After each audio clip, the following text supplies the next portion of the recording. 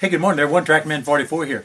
You know, you don't always need that big old heavy-duty, high-capacity Frankenblaster, sandblaster that I built. Sometimes you have small projects. It's not worth firing up that thing, so you got to resort to another method or another means. I was stumbled across this at an industrial auction one time, and I bought it for $30.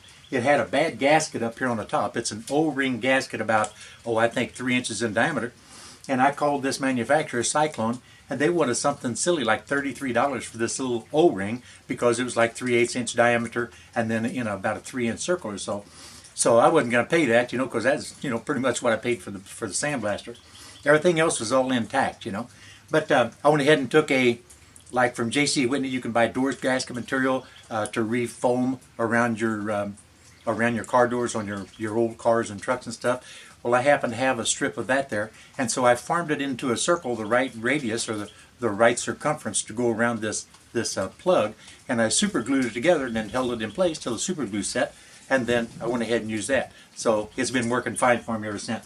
But this is a Cyclone, something 250 is the model number, and 250 meaning it'll more than likely have a capacity of 250 pounds of sand.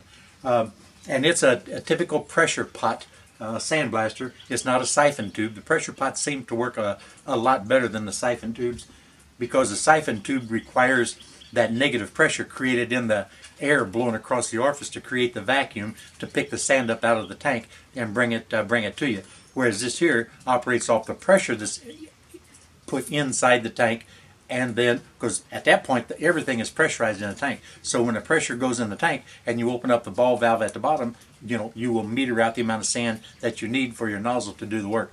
The principle behind this one is exactly the same as the principle behind the one I built, even though I built that one more than 20 years before I stumbled across this one here. But this is actually a pretty good one. There's a basic difference. They only have a T at the very bottom, so sometimes it bridges over and you have a little more of a difficult time breaking that bridge, whereas mine has the cross at the bottom. When it bridges over, you just open that ball valve and clear the blockage there. And another basic difference with this is my air compressor or my sandblaster has the air compressor reservoir built right onto it because it's part takeoff driven. This one here is the same thing as the back half of my sandblaster because the pressure tank on this one is inside the shop connected here with just an air hose, whereas the other one on the tractor is obviously all put together. But anyway, this is where your compressed air goes in. Of course, you read it here. You got your pop-off, your safety relief valve right there. This will be the one that will send pressure down to the tank. Oh, right here's a T. So as soon as you open this valve, pressure stops at the closed ball valve here and goes in here and pressurizes the top of the sand. So whenever you open this right here, that'll start metering the air down to the ball valve that's on the bottom, and the ball valve on the bottom you open up to meter the amount of sand that you want to go into your hose. And the hose is, again, almost identical to the one I've got on the big rig. This is a 3/4 inch heavy-duty, high-pressure sandblasting hose with the exact same ceramic nozzle on the end. You see the yellow ceramic nozzle? And you can get those in a variety, not a wide variety, but somewhat of a variety of orifice sizes. I've just got a little bitty project to sandblast this morning, but I just need to get it done, but it's raining outside and everything, so that's why I'm doing it underneath the shed. But I just need to get that done real quick. So we're going to go ahead and pressurize this and fiddle with it. I don't even know how much material's in here. I'll probably have to go get another bag of sand and dump in, but I'm going to go ahead and pressurize this. Here you can see the funny looking D handle right here, and you see the opening, the round opening or the hole down here, and that's a concave seal that's there, and that's why I had to make that homemade gasket in order to seal that in.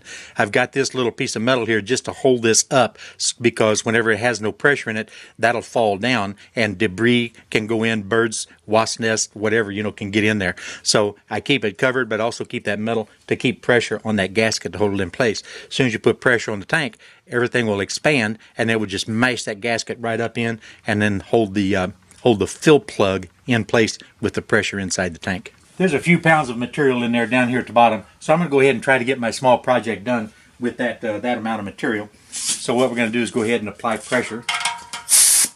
Put an air compressor on here. Now here's my D handle up here. I've got to actually reach in here and hold the D handle up because I've taken out my little piece of metal. So I hold the D handle up right here, and just that quick I can turn it loose.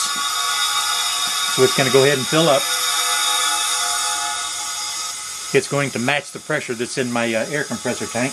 and then I'll be able to go ahead and open this up, get my pressure down and coming out my nozzle, and start seeing if it's going to function the way it needs to without any problem, because it's been setting for so long. You guys got to bear in mind too, if you're using the white silica sand, it's still silica sand, and extended exposure to silica sand can give you silicosis. Silicosis is not a good thing to deal with because that's an issue with your lungs.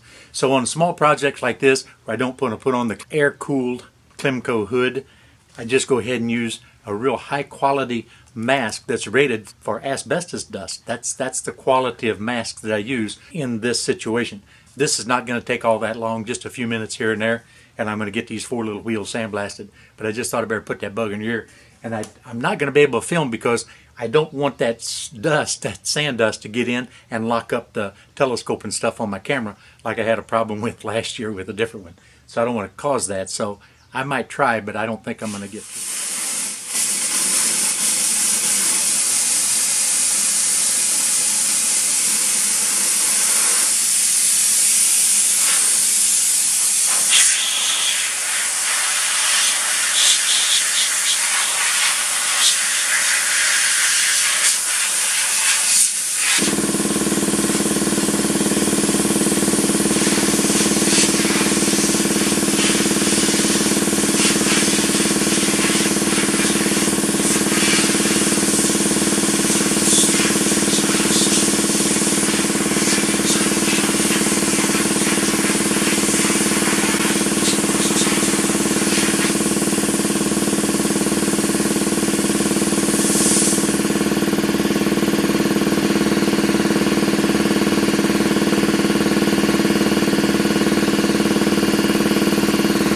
Tough.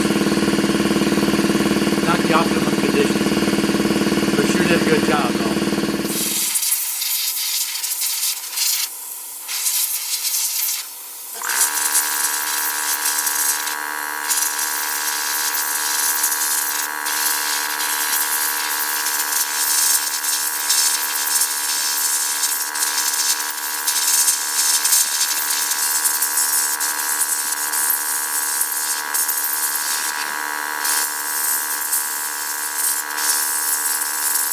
So you can tell it's not really pleasant. If I had it outside, you know, of course the sun started shining and it quit raining just about the time we got started. But if I had it outside on a workbench, it'd be a whole lot better. Everything would be up at working height. And it does take a little bit of fiddling and everything with the settings and everything to keep it going smooth.